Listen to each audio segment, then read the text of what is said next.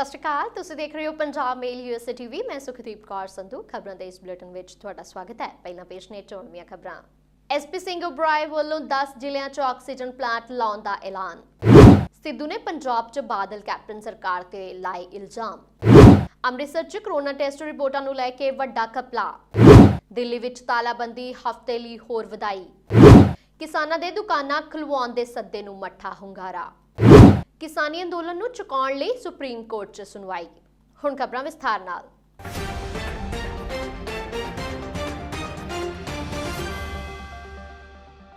अलग-अलग ਸਮਿਆਂ ਦੇ ਵਿੱਚ ਲੋਕ ਸੇਵਾ ਲਈ ਅੱਗੇ ਆਉਣ ਵਾਲੇ SP ਸਿੰਘ ਉਬਰਾਏ ਹੁਣ ਕਰੋਨਾ ਆਫਤ ਦੌਰਾਨ ਆਕਸੀਜਨ ਦੇ ਸੰਕਟ ਦੇ ਹੱਲ ਲਈ ਵੀ ਅੱਗੇ ਆਏ ਨੇ। ਉਹਨਾਂ ਵੱਲੋਂ ਪੰਜਾਬ ਦੇ 10 ਜ਼ਿਲ੍ਹਿਆਂ 'ਚ ਆਕਸੀਜਨ ਪਲਾਂਟ ਲਾਉਣ ਦਾ ਐਲਾਨ ਕੀਤਾ ਗਿਆ ਹੈ। ਸੰਤ ਸੀਚੇਵਾਲ ਵੱਲੋਂ ਕਰੋਨਾ ਆਫਤ ਤੇ 7 ਦੇਸ਼ਾਂ ਦੇ ਪੰਜਾਬੀਆਂ ਨਾਲ ਵੈਬੀਨਾਰ ਵਿੱਚ ਦੁਬਈ ਦੇ ਕਾਰੋਬਾਰੀ ਉਬਰਾਏ ਵੱਲੋਂ ਇਹ ਐਲਾਨ ਕੀਤਾ ਗਿਆ ਹੈ। ਸੰਤ ਸੀਚੇਵਾਲ ਦੀ ਇਸ ਵੈਬੀਨਾਰ ਵਿੱਚ ਪੰਜਾਬ ਵਿੱਚ ਕਰੋਨਾ ਮਹਾਮਾਰੀ ਦੀ ਲਾਗ ਨੂੰ ਫੈਲਣ ਤੋਂ ਰੋਕਣ ਦੇ ਲਈ ਇਕੱਠੇ ਹੋ ਕੇ ਹਮਲਾ ਮਾਰਨ ਦੇ ਸੱਦੇ ਨੂੰ ਪ੍ਰਵਾਸੀ ਪੰਜਾਬੀਆਂ ਤੇ ਭਰਵਾਂ ਹੁੰਗਾਰਾ ਵੀ ਦਿੱਤਾ ਹੈ। ਵਾਤਾਵਰਣ ਪ੍ਰੇਮੀ ਸੰਤ ਬਲਵੀਰ ਸਿੰਘ ਸੀਚੇਵਾਲ ਦੀ ਪਹਿਲ ਕਦਮੀ ਤੇ ਯੂਮ ਦੇ ਆਨਲਾਈਨ ਹੋਈ ਮੀਟਿੰਗ ਵਿੱਚ ਚਰਚਾ ਕੀਤੀ ਗਈ ਹੈ ਕਿ ਦਿੱਲੀ ਤੇ ਮੁੰਬਈ ਵਿੱਚ ਕਰੋਨਾ ਦੀ ਦੂਜੀ ਲਹਿਰ ਕਾਰਨ ਜੋ ਹਾਲਾਤ ਬਣੇ ਹੋਏ ਨੇ, ਇਹੋ ਜਿਹੇ ਹਾਲਾਤ ਪੰਜਾਬ ਤੇ ਨਾ ਬਣਨ ਤੇ ਚਰਚਾ ਕੀਤੀ ਗਈ ਕਿ ਕਰੋਨਾ ਦੀ ਦੂਜੀ ਲਹਿਰ ਨਾਲ ਕਿਵੇਂ ਇੱਕ ਦੂਜੇ ਦਾ ਸਾਥ ਦੇ ਕੇ ਇਸ ਦਾ ਮੁਕਾਬਲਾ ਕਰਿਆ ਜਾ ਸਕਦਾ ਹੈ। ਔਖੀ ਘੜੀ ਵਿੱਚ ਇੱਕ ਦੂਜੇ ਦੀ ਮਦਦ ਕਰੀਏ, ਨਾ ਕਿ ਮੁਨਾਫੇ ਦੀ ਹੋੜ ਵਿੱਚ ਲੁੱਟ ਮਚਾਈ ਜਾਵੇ। ਸੀਚੇਵਾਲ ਮੀਟਿੰਗ ਦੌਰਾਨ ਇਹ ਵੀ ਚਰਚਾ ਕੀਤੀ ਗਈ ਕਿ ਕਰੋਨਾ ਵਾਇਰਸ ਦੀ ਲਾਗ ਨੂੰ ਫੈਲਣ ਤੋਂ ਰੋਕਣ ਦੇ ਲਈ ਪਿੰਡ ਪੱਧਰ ਤੇ ਇੰਤਜ਼ਾਮ ਕੀਤੇ ਜਾਣੇ ਚਾਹੀਦੇ ਨੇ। ਸਮਾਜਿਕ ਦੂਰੀ ਬਣਾ ਕੇ ਰੱਖਣ ਅਤੇ ਮਾਸਕ ਪਾਉਣ ਦਾ ਜ਼ੋਰਦਾਰ ਅਪੀਲ ਕੀਤੀ ਜਾਣੀ ਚਾਹੀਦੀ ਹੈ। ਸੰਤ ਸੀਚੇਵਾਲ ਨੇ ਵੈਕਸੀਨ ਲਗਾਉਣ ਦੀ ਅਪੀਲ ਕੀਤੀ ਹੈ। ਲੋਕਾਂ ਨੂੰ ਕਿਹਾ ਹੈ ਕਿ ਉਹ ਅਫਵਾਹਾਂ ਤੋਂ ਬਚਣ। ਪ੍ਰਵਾਸੀ ਪੰਜਾਬੀਆਂ ਨੇ ਪਿੰਡਾਂ ਵਿੱਚ ਵੱਡੀ ਪੱਧਰ ਤੇ ਰੁੱਖ ਲਗਾਉਣ ਦੀ ਮੁਹਿੰਮ ਚਲਾਉਣ ਲਈ ਵੀ ਸੀਚੇਵਾਲ ਨੂੰ ਅਪੀਲ ਕੀਤੀ ਹੈ।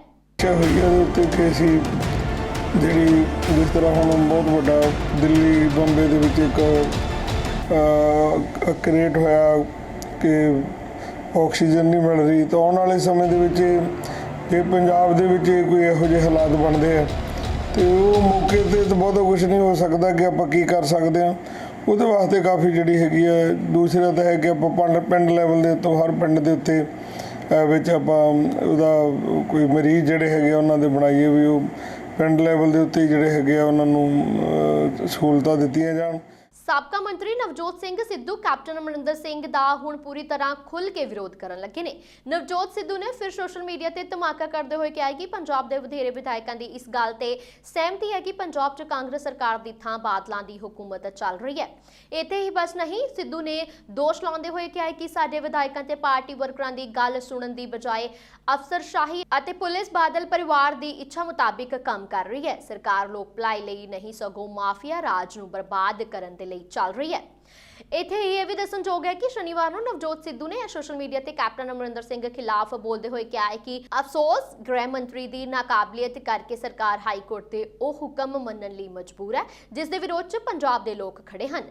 ਨਵੀਂ ਸਿੱਟ ਨੂੰ 6 ਮਹੀਨੇ ਹੋਰ ਦੇਣ ਦਾ ਮਤਲਬ ਸਰਕਾਰ ਦੇ ਸਭ ਤੋਂ ਵੱਡੇ ਚੋਣ ਵਾਅਦੇ ਨੂੰ ਬਦਕਿਸਮਤੀ ਨਾਲ ਆਉਣ ਵਾਲੀਆਂ ਚੋਣਾਂ ਦੀ ਆਚਾਰ ਸੰਹਿਤਾ ਲਾਗੂ ਹੋਣ ਤੱਕ ਹੋਰ ਲਟਕਾਉਣਾ ਹੈ। ਪੰਜਾਬ ਸਰਕਾਰ ਦੇ ਫੈਸਲੇ ਤੇ ਸਵਾਲ ਚੁੱਕੇ ਹੋਏ ਸਿੱਧੂ ਨੇ ਆਖਿਆ ਹੈ ਕਿ ਇਨਸਾਫ ਵਿੱਚ ਜਾਣਬੁੱਝ ਕੇ ਦੇਰੀ ਲੋਕਮਤ ਨਾਲ ਵਿਸ਼ਵਾਸਘਾਤ ਹੈ। 6 ਸਾਲਾਂ ਦੌਰਾਨ ਕਈ ਜਾਂਚ ਕਮਿਸ਼ਨ ਤੇ ਸਿੱਟਾਂ ਬਣਨ ਦੇ ਕਰਕੇ ਸਬੂਤ ਕਮਜ਼ੋਰ ਹੋ ਗਏ ਹਨ ਤੇ ਇੱਕ ਦੋਸ਼ ਬਾਰੇ ਵਾਰ-ਵਾਰ ਪੜਤਾਲ ਹੋਣ ਕਾਰਨ ਦੋਸ਼ੀ ਆਪਣਾ ਬਚਾਅ ਮਜ਼ਬੂਤ ਕਰਨ ਦੇ ਲਈ ਹੋਰ ਸਿਆਣੇ ਹੁੰਦੇ ਜਾ ਰਹੇ ਨੇ। ਨਵਜੋਤ ਸਿੰਘ ਸਿੱਧੂ ਲਗਾਤਾਰ ਇੱਕ ਤੋਂ ਬਾਅਦ ਇੱਕ ਕੈਪਟਨ ਅਮਰਿੰਦਰ ਸਿੰਘ ਖਿਲਾਫ ਖੁੱਲ੍ਹ ਕੇ ਵਿਰੋਧ ਕਰ ਰਹੇ ਨੇ। ਨਵਜੋਤ ਸਿੱਧੂ ਨੇ ਫਿਰ ਸੋਸ਼ਲ ਮੀਡੀਆ ਤੇ ਧਮਾਕਾ ਕੀਤਾ ਹੈ। ਉਹਨਾਂ ਨੇ ਇੱਕ ਪੋਸਟ ਪਾਉਂਦੇ ਹੋਏ ਲਿਖਿਆ ਹੈ ਕਿ ਪੰਜਾਬ ਦੇ ਵਧੇਰੇ ਵਿਧਾਇਕਾਂ ਦੀ ਇਸ ਗੱਲ ਤੇ ਸਹਿਮਤੀ ਹੈ ਕਿ ਪੰਜਾਬ 'ਚ ਕਾਂਗਰਸ ਦੀ ਥਾਂ ਬਾਦਲਾਂ ਦੀ ਹੁਕੂਮਤ ਚੱਲ ਰਹੀ ਹੈ। ਅੰਮ੍ਰਿਤਸਰ ਦੀ ਇੱਕ ਸਰਕਾਰੀ ਲੈਬੋਰੇਟਰੀ ਵਿੱਚ ਕਰੋਨਾ ਜਾਂਚਣ ਵਿੱਚ ਲਾਪਰਵਾਹੀ ਪਾਏ ਜਾਣ ਦੀ ਖਬਰ ਹੈ। ਇੱਕ ਜਾਂਚ ਕੇਂਦਰ ਵਿੱਚ 900 ਤੋਂ ਵੱਧ ਲੋਕਾਂ ਦੇ ਕਰੋਨਾ ਪੋਜ਼ਿਟਿਵ ਪਾਏ ਜਾਣ ਨਾਲ ਸਭ ਹੈਰਾਨ ਸਨ, ਪਰ ਇਹ ਮਾਮਲਾ ਉਦੋਂ ਹੋਰ ਵੀ ਹੈਰਾਨੀਜਨਕ ਜਾਪਿਆ ਜਦ ਉਕਤ ਲੈਬ ਮੁਤਾਬਿਕ ਕਰੋਨਾ ਪੋਜ਼ਿਟਿਵ ਪਾਏ ਗਏ 5 ਡਾਕਟਰਾਂ ਦੀ ਰਿਪੋਰਟ ਅਗਲੇ ਦਿਨ ਨੈਗੇਟਿਵ ਆ ਗਈ। ਸਿਵਲ ਸਰਜਨ ਨੇ ਘਟਨਾ ਦੀ ਜਾਂਚ ਦੇ ਹੁਕਮ ਦੇ ਦਿੱਤੇ ਨੇ। ਪ੍ਰਾਪਤ ਜਾਣਕਾਰੀ ਮੁਤਾਬਿਕ ਸਰਕਾਰੀ ਮੈਡੀਕਲ ਕਾਲਜ ਦੇ ਲੈਬ ਵਿੱਚ ਕੋਵਿਡ-19 ਵਾਇਰਸ ਦੀ ਜਾਂਚ ਕੀਤੀ ਜਾਂਦੀ ਹੈ। ਬੀਤੇ ਦਿਨੀ ਇੱਥੇ 932 ਜਣੇ ਕਰੋਨਾ ਪੋਜ਼ਿਟਿਵ ਪੋਜ਼ਿਟਿਵ ਪਾਏ ਗਏ, ਜਿਨ੍ਹਾਂ ਵਿੱਚ 5 ਡਾਕਟਰ ਵੀ ਸ਼ਾਮਿਲ ਨੇ। ਡਾਕਟਰਾਂ ਨੂੰ ਇਸ ਰਿਪੋਰਟ ਉੱਪਰ ਸ਼ੱਕ ਹੋਇਆ ਤਾਂ ਉਹਨਾਂ ਅਗਲੇ ਹੀ ਦਿਨ ਦੁਬਾਰਾ ਜਾਂਚ ਕਰਵਾਈ, ਜਿਸ ਵਿੱਚ ਉਹ ਕਰੋਨਾ ਨੈਗੇਟਿਵ ਪਾਏ ਗਏ। ਇਹ ਗੱਲ ਸਿਵਲ ਸਰਜਨ ਤੱਕ ਪਹੁੰਚੀ ਤਾਂ ਉਹਨਾਂ ਮਾਮਲੇ ਦੀ ਜਾਂਚ ਕਰਨ ਦਾ ਹੁਕਮ ਦੇ ਦਿੱਤਾ। Civil surgeon doctor Charanjit Singh ਨੇ ਕਿਹਾ ਕਿ ਮੈਡੀਕਲ ਕਾਲਜ ਦੇ ਪ੍ਰਿੰਸੀਪਲ ਘਟਨਾ ਦੀ ਜਾਂਚ ਕਰ ਰਹੇ ਨੇ। ਇੱਥੇ ਦੱਸਣਯੋਗ ਹੈ ਕਿ ਬੀਤੇ 3 ਦਿਨਾਂ ਤੋਂ ਅੰਮ੍ਰਿਤਸਰ ਸ਼ਹਿਰ ਦੇ ਕਰੋਨਾ ਮਾਮਲਿਆਂ ਵਿੱਚ ਲਗਾਤਾਰ ਵਾਧਾ ਦਰਜ ਕੀਤਾ ਜਾ ਰਿਹਾ ਹੈ, ਪਰੰਤੂ ਲੈਬ ਵਿੱਚ ਅਜਿਹੀ ਕੁਤਾਹੀ ਦੇ ਪਤਾ ਲੱਗਣ ਤੇ ਹੁਣ ਇਹ ਸਵਾਲ ਉੱਠ ਰਹੇ ਨੇ ਕਿ ਇਹਨਾਂ ਵੱਧਦੇ ਮਾਮਲਿਆਂ ਵਿੱਚ ਅਸਲੀ ਕਰੋਨਾ ਪੀੜਤਾਂ ਦੇ ਨਾਲ-ਨਾਲ ਪਤਾ ਨਹੀਂ ਕਿੰਨੇ ਤੰਦਰੁਸਤ ਲੋਕਾਂ ਨੂੰ ਵੀ ਕਰੋਨਾ ਪੋਜ਼ਿਟਿਵ ਦਾ ਐਲਾਨ ਦਿੱਤਾ ਗਿਆ। नहीं जी, जो टेस्ट उस दिन कंपैरेटिवली ज़्यादा पॉजिटिव आए थे, तो बाद में ये भी आया कि हमारे कुछ जैसे IDS की लैब है, वहाँ के 5 हमारे जो एम्प्लॉइज़ थे उनके पॉजिटिव आए, दैन नेक्स्ट वो नेगेटिव हो गए। तो उसके लिए मैं जो हमारे असिस्टेंट सिविल सर्जन है उनको बोला था कि मामले की पड़ताल करो, वो कर रहे हैं। और हमने लेटर लिखी है प्रिंसिपल मेडिकल कॉलेज और उनका मेडिकल स्टूडेंट को कि इस मामले की पड़ताल करके हमें रिपोर्ट दें। ਦਿੱਲੀ ਵਿੱਚ ਕਰੋਨਾ ਵਾਇਰਸ ਦੇ ਮਰੀਜ਼ਾਂ ਦੀ ਗਿਣਤੀ ਭਾਵੇਂ ਕੁਝ ਘਟਣ ਲੱਗੀ ਹੈ, ਪਰ ਫਿਰ ਵੀ ਦਿੱਲੀ ਸਰਕਾਰ ਨੇ ਲੋਕਾਂ ਦੇ ਖਾਸ ਕਰਕੇ ਵਪਾਰੀ ਵਰਗ ਦੀ ਰਾਏ ਨਾਲ ਸਹਿਮਤੀ ਹੁੰਦੇ ਹੋਏ ਕੌਮੀ ਰਾਜਧਾਨੀ ਵਿੱਚ ਚੌਥੀ ਵਾਰ ਤਾਲਾਬੰਦੀ ਵਧਾਉਣ ਦਾ ਫੈਸਲਾ ਲਿਆ ਹੈ। ਇੱਥੇ ਦਿੱਲੀ ਦੇ ਮੁੱਖ ਮੰਤਰੀ ਅਰਵਿੰਦ ਕੇਜਰੀਵਾਲ ਨੇ ਇੱਕ ਪ੍ਰੈਸ ਕਾਨਫਰੰਸ ਦੇ ਵਿੱਚ ਦੱਸਿਆ ਕਿ ਦਿੱਲੀ ਵਿੱਚ ਕਰੋਨਾ ਵਾਇਰਸ ਦੀ ਪੋਜ਼ਿਟਿਵਿਟੀ ਦੀ ਦਰ ਘਟ ਗਈ ਹੈ, ਪਰ ਫਿਰ ਵੀ ਨਵੇਂ ਮਰੀਜ਼ਾਂ ਦੀ ਵੱਡੀ ਗਿਣਤੀ ਵਿੱਚ ਸਾਹਮਣੇ ਆ ਰਹੇ ਨੇ। ਉਹਨਾਂ ਨੇ ਕਿਹਾ ਕਿ ਸਰਕਾਰ ਹਾਲਾਂਕਿ ਤਾਲਾਬੰਦੀ ਦੇ ਪੱਖ ਵਿੱਚ ਨਹੀਂ ਸੀ, ਪਰ ਇਸ ਵਿੱਚ ਵਾਧਾ ਕਰਨਾ ਪਿਆ। ਉਹਨਾਂ ਨੇ ਕਿਹਾ ਹੈ ਕਿ 20 ਅਪ੍ਰੈਲ ਨੂੰ ਮਜਬੂਰੀ ਵਸ ਤਾਲਾਬੰਦੀ ਕੀਤੀ ਗਈ ਤੇ 26 ਅਪ੍ਰੈਲ ਨੂੰ ਪੋਜ਼ਿਟਿਵਿਟੀ ਦਰ 35% ਤੱਕ ਪਹੁੰਚ ਗਈ ਸੀ, ਜੋ ਹੁਣ ਘਟੀ ਹੈ। ਤਾਲਾਬੰਦੀ ਕਰਨ ਨਾਲ ਕੌਮੀ ਰਾਜਧਾਨੀ ਵਿੱਚ ਕਰੋਨਾ ਦੀ ਪੋਜ਼ਿਟਿਵਿਟੀ ਦਰ 23% ਤੱਕ ਆ ਗਈ ਹੈ। ਉਹਨਾਂ ਨੇ ਕਿਹਾ ਹੈ ਕਿ ਪਹਿਲਾਂ 10 ਮਈ ਨੂੰ ਖਤਮ ਹੋਣ ਵਾਲੀ ਤਾਲਾਬੰਦੀ ਹੁਣ 17 ਮਈ ਨੂੰ ਸਵੇਰੇ 5 ਵਜੇ ਤੱਕ ਲਾਗੂ ਰਹੇਗੀ। ਸ਼੍ਰੀ ਕੇਜਰੀਵਾਲ ਨੇ ਕਿਹਾ ਹੈ ਕਿ ਇਸ ਵਾਰ ਵਧੇਰੇ ਸਖਤੀ ਵਰਤਦੇ ਹੋਏ ਭਲਕ ਤੋਂ ਸਾਰੀਆਂ ਮੈਟਰੋ ਸੇਵਾਵਾਂ ਬੰਦ ਰਹਿਣਗੀਆਂ। ਵਿਆਹ ਵੀ ਘਰਾਂ ਵਿੱਚ ਜਾਂ ਅਦਾਲਤਾਂ ਵਿੱਚ ਹੀ ਹੋਣਗੇ ਅਤੇ ਇਹਨਾਂ ਵਿੱਚ 20 ਤੋਂ ਜ਼ਿਆਦਾ ਵਿਅਕਤੀ ਇਕੱਤਰ ਨਹੀਂ ਹੋ ਸਕਣਗੇ। ਉਹਨਾਂ ਨੇ ਕਿਹਾ ਕਿ ਇਸ ਦੌਰਾਨ ਦਿੱਲੀ ਸਰਕਾਰ ਨੇ ਮੈਡੀਕਲ ਸਹੂਲਤਾਂ ਦੇ ਬੁਨਿਆਦੀ ਢਾਂਚੇ ਵਿੱਚ ਹੋਰ ਸੁਧਾਰ ਕੀਤਾ ਹੈ ਤੇ ਬਿਸਤਰਿਆਂ ਦਾ ਇੰਤਜ਼ਾਮ ਵੀ ਕੀਤਾ ਹੈ। ਆਕਸੀਜਨ ਦੀ ਸਥਿਤੀ ਵਿੱਚ ਵੀ ਸੁਧਾਰ ਹੋਇਆ ਹੈ ਤੇ ਇਸ ਵਿੱਚ supreme court, Delhi high court ਤੇ ਕੇਂਦਰ ਸਰਕਾਰ ਦਾ ਸਹਿਯੋਗ ਮਿਲਿਆ ਹੈ। ਉਹਨਾਂ ਨੇ ਕਿਹਾ ਕਿ ਤਾਲਾਬੰਦੀ ਜਿੰਨੀ ਜ਼ਿਆਦਾ ਸਖਤ ਕੀਤੀ ਜਾਵੇਗੀ, ਲਾਗਤ ਦੀ ਦਰ ਘਟਾਉਣ ਵਿੱਚ ਉਨੀ ਹੀ ਮਦਦ ਮਿਲੇਗੀ। ਉਹਨਾਂ ਦਿੱਲੀ ਦੇ ਲੋਕਾਂ ਤੋਂ ਤਾਲਾਬੰਦੀ ਸਫਲਤਾਪੂਰਵਕ ਮੁਕੰਮਲ ਕਰਨ ਦੇ ਲਈ ਸਹਿਯੋਗ ਮੰਗਿਆ। ਤਾਲਾਬੰਦੀ ਦੌਰਾਨ ਦੁਕਾਨਾਂ ਤੇ ਕਾਰੋਬਾਰ ਖੁਲਵਾਉਣ ਲਈ ਕਿਸਾਨ ਜਥੇਬੰਦੀਆਂ ਵੱਲੋਂ ਬੀਤੇ ਕੱਲ ਸ਼ਹਿਰ ਅਤੇ ਪਿੰਡਾਂ ਦੇ ਵਿੱਚ ਮਾਰਚ ਕੱਢੇ ਗਏ, ਪਰ ਸ਼ਹਿਰਾਂ ਵਿੱਚ ਦੁਕਾਨਦਾਰਾਂ ਵੱਲੋਂ ਕਿਸਾਨਾਂ ਨੂੰ ਕੋਈ ਹੁੰਗਾਰਾ ਨਹੀਂ ਮਿਲਿਆ ਅਤੇ ਵਧੇਰੇ ਦੁਕਾਨਾਂ ਬੰਦ ਰਹੀਆਂ। ਇਸ ਦੌਰਾਨ ਕੁਝ ਥਾਵਾਂ ਤੇ ਪੁਲਿਸ ਵੱਲੋਂ ਰੋਕਾਂ ਲਾ ਦਿੱਤੀਆਂ ਗਈਆਂ। ਕਿਸਾਨਾਂ ਦੇ ਮਾਰਚ ਨੂੰ ਰੋਕਿਆ ਗਿਆ ਤੇ ਇਸ ਤਰ੍ਹਾਂ ਆਪਸ ਵਿੱਚ ਦੋਹਾਂ ਧਿਰਾਂ ਵਿਚਾਲੇ ਤਕਰਾਰ ਵੀ ਹੋਈ ਹੈ। ਕਿਸਾਨਾਂ ਵੱਲੋਂ ਦਿੱਤੇ ਗਏ ਭਰੋਸੇ ਕਿ ਜਬਰੀ ਦੁਕਾਨਾਂ ਨਹੀਂ ਖੁਲਵਾਉਣਗੇ, ਉਹਨਾਂ ਨੂੰ ਅੱਗੇ ਜਾਣ ਦਿੱਤਾ ਗਿਆ। ਇਸ ਦੌਰਾਨ ਕਿਸਾਨ ਦੁਕਾਨਦਾਰਾਂ ਨੂੰ ਦੁਕਾਨਾਂ ਖੋਲ੍ਹਣ ਲਈ ਅਪੀਲ ਕਰ ਰਹੇ ਸਨ। ਇਸ ਮੌਕੇ ਕਿਸਾਨ ਆਗੂਆਂ ਨੇ ਕਿਹਾ ਕਿ ਕੇਂਦਰ ਸਰਕਾਰ ਅਤੇ ਸੂਬਾ ਸਰਕਾਰ ਵੱਲੋਂ ਲਾਕਡਾਊਨ ਲਾ ਕੇ ਜੋ ਦੁਕਾਨਦਾਰਾਂ ਦਾ ਨੁਕਸਾਨ ਕੀਤਾ ਜਾ ਰਿਹਾ ਹੈ, ਇਹ ਕੋਈ ਕਰੋਨਾ ਤੇ ਕਾਬੂ ਪਾਉਣ ਦਾ ਹੱਲ ਨਹੀਂ ਹੈ। ਸਰਕਾਰਾਂ ਨੂੰ ਮਿਲ ਕੇ ਕੋਈ ਇਸ ਦਾ ਰਸਤਾ ਲੱਭਣਾ ਚਾਹੀਦਾ ਹੈ। ਨਾਲ ਕਰੋਨਾ ਵਰਗੀ ਬਿਮਾਰੀ ਤੇ ਕਾਬੂ ਪਾਇਆ ਜਾਵੇ ਅਤੇ ਨਾਲ ਹੀ ਦੁਕਾਨਦਾਰਾਂ ਤੇ ਵਪਾਰੀਆਂ ਦਾ ਕੋਈ ਨੁਕਸਾਨ ਨਾ ਹੋਵੇ। ਕਿਸਾਨੀ ਅੰਦੋਲਨ ਨੂੰ ਚੁੱਕਣ ਲਈ ਹੁਣ ਪਟੀਸ਼ਨ ਤੇ ਸੁਪਰੀਮ ਕੋਰਟ ਸੁਣਵਾਈ ਕਰੇਗੀ। ਬਾਰਡਰਾਂ ਨੂੰ ਖਾਲੀ ਕਰਨ ਦੀ ਮੰਗ ਕੀਤੀ ਗਈ ਹੈ। ਸੁਪਰੀਮ ਕੋਰਟ 'ਚ ਇੱਕ ਪਟੀਸ਼ਨ ਦਾਇਰ ਕਰਕੇ ਮੰਗ ਕੀਤੀ ਗਈ ਹੈ ਕਿ ਦਿੱਲੀ ਦੇ ਸਾਰੇ ਬਾਰਡਰਾਂ ਤੋਂ ਅੰਦੋਲਨਕਾਰੀ ਕਿਸਾਨਾਂ ਨੂੰ ਹਟਾਇਆ ਜਾਵੇ। ਕਿਸਾਨ ਅੰਦੋਲਨ ਖਤਮ ਕਰਨ ਦੀ ਮੰਗ ਕਰਨ ਵਾਲੀ ਇਸ ਪਟੀਸ਼ਨ ਤੇ ਸੁਪਰੀਮ ਕੋਰਟ ਸੁਣਵਾਈ ਕਰੇਗੀ। ਕਰੋਨਾ ਦੇ ਵਾਧੇ ਹੋਰ ਮਾਮਲਿਆਂ ਵਿਚਕਾਰ ਕਿਸਾਨਾਂ ਦਾ ਅੰਦੋਲਨ ਜਾਰੀ ਹੈ। ਇਸ ਦਰਮਿਆਨ ਲਗਾਤਾਰ ਕੇਂਦਰ ਵੱਲੋਂ ਕਿਸਾਨਾਂ ਨੂੰ ਕਰੋਨਾ ਫੈਲਣ ਤੋਂ ਰੋਕਣ ਲਈ ਆਪਣਾ ਧਰਨਾ ਚੁੱਕਣ ਦੀ ਗੱਲ ਕਹੀ ਜਾ ਰਹੀ ਹੈ। ਇਸ ਦੇ ਚੱਲਦਿਆਂ ਸੁਪਰੀਮ ਕੋਰਟ 'ਚ ਇੱਕ ਪਟੀਸ਼ਨ ਦਾਇਰ ਕਰਕੇ ਮੰਗ ਕੀਤੀ ਗਈ ਹੈ ਕਿ ਦਿੱਲੀ ਦੇ ਸਾਰੇ ਬਾਰਡਰਾਂ ਤੋਂ ਅੰਦੋਲਨਕਾਰੀ ਕਿਸਾਨਾਂ ਨੂੰ ਹਟਾਇਆ ਜਾਵੇ। ਕਿਸਾਨ ਅੰਦੋਲਨ ਖਤਮ ਕਰਨ ਦੀ ਮੰਗ ਕਰਨ ਵਾਲੀ ਇਸ ਪਟੀਸ਼ਨ ਤੇ ਸੁਪਰੀਮ ਕੋਰਟ ਸੁਣਵਾਈ ਕਰੇਗੀ। ਦੱਸ ਦਈਏ ਕਿ ਪਿਛਲੇ 24 ਘੰਟਿਆਂ ਦੇ ਵਿੱਚ ਕਰੋਨਾ ਦੇ 4,03,738 ਨਵੇਂ ਕੇਸ ਸਾਹਮਣੇ ਆਏ ਨੇ ਅਤੇ 4,092 ਲੋਕਾਂ ਦੀ ਮੌਤ ਹੋ ਗਈ ਹੈ। 3,86,444 ਲੋਕ ਠੀਕ ਹੋਏ ਨੇ। ਇੱਥੇ 13 ਰਾਜ ਹਨ ਤੇ ਜਿੱਥੇ 1 ਲੱਖ ਤੋਂ ਵੱਧ ਐਕਟਿਵ ਮਾਮਲੇ ਹਨ। ਇਸ ਦੇ ਨਾਲ ਹੀ ਪਿਛਲੇ 24 ਘੰਟਿਆਂ ਦੇ ਵਿੱਚ 72% ਅਤੇ 75% ਮੌਤਾਂ 10 ਰਾਜਾਂ ਦੇ ਵਿੱਚ ਹੋਈਆਂ ਨੇ। ਕੋਰੋਨਾ ਦੇ ਵੱਧ ਰਹੇ ਮਾਮਲਿਆਂ ਵਿਚਕਾਰ ਕਿਸਾਨਾਂ ਦਾ ਅੰਦੋਲਨ ਬਦਸਤੂਰ ਜਾਰੀ ਹੈ। ਇਸੇ ਦਰਮਿਆਨ ਕੇਂਦਰ ਵੱਲੋਂ ਕਿਸਾਨਾਂ ਨੂੰ ਕੋਰੋਨਾ ਫੈਲਣ ਤੋਂ ਰੋਕਣ ਲਈ ਆਪਣਾ ਧਰਨਾ ਚੁੱਕਣ ਦੀ ਗੱਲ ਕਹੀ ਜਾ ਰਹੀ ਹੈ। ਇਸ ਦੇ ਚੱਲਦਿਆਂ ਸੁਪਰੀਮ ਕੋਰਟ ਦੇ ਵਿੱਚ ਇੱਕ ਪਟੀਸ਼ਨ ਵੀ ਦਾਇਰ ਕੀਤੀ ਗਈ ਹੈ, ਜਿਸ ਦੇ ਜ਼ਰੀਏ ਮੰਗ ਕੀਤੀ ਗਈ ਹੈ ਕਿ ਦਿੱਲੀ ਦੇ ਸਾਰੇ ਬਾਰਡਰਾਂ ਤੋਂ ਕਿਸਾਨਾਂ ਨੂੰ ਹਟਾਇਆ ਜਾਵੇ। ਕਿਸਾਨ ਅੰਦੋਲਨ ਖਤਮ ਕਰਨ ਦੀ ਮੰਗ ਕਰਨ ਵਾਲੀ ਇਸ ਪਟੀਸ਼ਨ ਤੇ ਸੁਪਰੀਮ ਕੋਰਟ ਅੱਜ ਸੁਣਵਾਈ ਕਰੇਗਾ। ਮੋਦੀ ਸਰਕਾਰ ਵੱਲੋਂ ਕਰੋਨਾ ਦੇ ਨਾਮ ਤੇ ਕਿਸਾਨਾਂ ਨੂੰ ਡਰਾਉਣ ਅਤੇ ਧਮਕਾਉਣ ਦੀਆਂ ਸਾਜ਼ਿਸ਼ਾਂ ਪੂਰੀ ਤਰ੍ਹਾਂ ਨਾਕਾਮ ਰਹੀਆਂ ਹਨ ਅਤੇ ਦਿੱਲੀ ਦੇ ਬਾਰਡਰਾਂ ਤੇ ਸੰਯੁਕਤ ਕਿਸਾਨ ਮੋਰਚੇ ਵੱਲੋਂ ਲਗਾਏ ਗਏ ਸ਼ਾਂਤਮਈ ਅੰਦੋਲਨ ਨੂੰ ਹੋਰ ਮਜ਼ਬੂਤ ਕਰਨ ਦੇ ਲਈ ਕਿਸਾਨ ਵੱਡੀ ਗਿਣਤੀ ਵਿੱਚ ਦਿੱਲੀ ਨੂੰ ਰਵਾਨਾ ਹੋ ਰਹੇ ਨੇ। ਇਹਨਾਂ ਸ਼ਬਦਾਂ ਦਾ ਪ੍ਰਗਟਾਵਾ ਕਰਦੇ ਹੋਏ ਦੁਆਬਾ ਕਿਸਾਨ ਕਮੇਟੀ ਦੇ ਸੂਬਾ ਪ੍ਰਧਾਨ ਜੰਗਵੀਰ ਸਿੰਘ ਰਸੂਲਪੁਰ ਨੇ ਵੱਖ-ਵੱਖ ਕਿਸਾਨ ਜਥੇਬੰਦੀਆਂ ਤੇ ਅਹੁਦੇਦਾਰਾਂ ਦੀ ਹਾਜ਼ਰੀ ਵਿੱਚ ਪ੍ਰੈਸ ਕਾਨਫਰੰਸ ਤੇ ਗੱਲਬਾਤ ਕਰਦੇ ਹੋਏ ਵੱਖ-ਵੱਖ ਕਿਸਾਨ ਜਥੇਬੰਦੀਆਂ ਤੇ ਅਹੁਦੇਦਾਰਾਂ ਦੀ ਹਾਜ਼ਰੀ ਵਿੱਚ ਪ੍ਰੈਸ ਨਾਲ ਗੱਲਬਾਤ ਕਰਦੇ ਹੋਏ ਕੀਤਾ। ਉਹਨਾਂ ਨੇ ਕਿਹਾ ਕਿ ਜਦੋਂ ਤੱਕ ਮੋਦੀ ਸਰਕਾਰ ਵੱਲੋਂ ਪਾਸ ਕੀਤੇ ਕਾਨੂੰਨ ਰੱਦ ਨਹੀਂ ਕੀਤੇ ਜਾਂਦੇ, ਕਿਸਾਨ ਨਿਰੰਤਰ ਆਪਣਾ ਸ਼ਾਂਤਮਈ ਅੰਦੋਲਨ ਜਾਰੀ ਰੱਖਣਗੇ। ਉਹਨਾਂ ਨੇ ਕਿਹਾ ਕਿ ਜਿਸ ਤਰ੍ਹਾਂ ਬੰਗਾਲ ਅਤੇ ਹੋਰ ਸੂਬਿਆਂ ਵਿੱਚ ਭਾਜਪਾ ਦੀ ਹਾਰ ਹੋਈ ਹੈ, ਇਸੇ ਤਰ੍ਹਾਂ ਹੀ 2022 ਦੀਆਂ ਹੋਣ ਵਾਲੀਆਂ ਵਿਧਾਨ ਸਭਾ ਚੋਣਾਂ ਵਿੱਚ ਵੀ ਭਾਜਪਾ ਨੂੰ ਕਿਸਾਨ ਵਿਰੋਧੀ ਅਤੇ ਲੋਕ ਵਿਰੋਧੀ ਨੀਤੀਆਂ ਦਾ ਖਿਮਿਆਜਾ ਭੁਗਤਣਾ ਪਵੇਗਾ। ਉਹਨਾਂ ਨੇ ਕਿਹਾ ਕਿ ਕਿਸਾਨਾਂ ਦਾ ਇੱਕ ਵਿਸ਼ਾਲ ਕਾਫਲਾ ਦਿੱਲੀ ਲਈ ਰਵਾਨਾ ਹੋਵੇਗਾ ਤੇ ਕਿਸਾਨ ਜਥੇਬੰਦੀਆਂ ਵੱਲੋਂ ਦਿੱਲੀ ਧਰਨੇ ਵਿੱਚ ਸ਼ਾਮਿਲ ਹੋਣ ਲਈ ਦੁਆਬਾ ਕਿਸਾਨ ਕਮੇਟੀ ਵੱਲੋਂ ਲਗਾਤਾਰ ਦਿੱਲੀ ਲਈ ਕਿਸਾਨਾਂ ਦੇ ਜਥੇ ਰਵਾਨਾ ਹੋਣਗੇ। ਬਹੁਤ ਧੰਨਵਾਦ ਸਾਰੇ ਮੀਡੀਆ ਪੱਤਰਕਾਰ ਭਾਈਚਾਰੇ ਦਾ ਤੇ ਮੇਰੇ ਨਾਲ ਬੈਠੇ ਆ ਸਰਬੱਤ ਦਾ ਭਲਾ ਸੇਵਾ ਸੁਸਾਇਟੀ ਤੋਂ ਸਰਦਾਰ ਪ੍ਰਦੀਪ ਸਿੰਘ ਜੀ ਨੂਨਕਾ, ਬਾਬਾ ਫਤਿਹ ਸਿੰਘ ਵੈਲਫੇਅਰ ਸੁਸਾਇਟੀ ਮਨਦੀਪ ਸਿੰਘ, ਲੋਕ ਇਨਕਲਾਬ ਮੰਚ ਤੋਂ ਹਰਦੀਪ ਸਿੰਘ ਜੀ ਖੁੱਡਾ, ਸਤਪਾਲ ਸਿੰਘ ਜੀ ਮਿਰਜ਼ਾਪੁਰ ਦੁਆਬਾ ਕਿਸਾਨ ਕਮੇਟੀ ਤੋਂ, ਤੇ ਸਾਡੇ ਨਾਲ ਪ੍ਰੋਫੈਸਰ ਸਾਹਿਬ ਬੈਠੇ ਆ ਤੇ ਨਵਦੀਪ ਸਿੰਘ ਜੀ।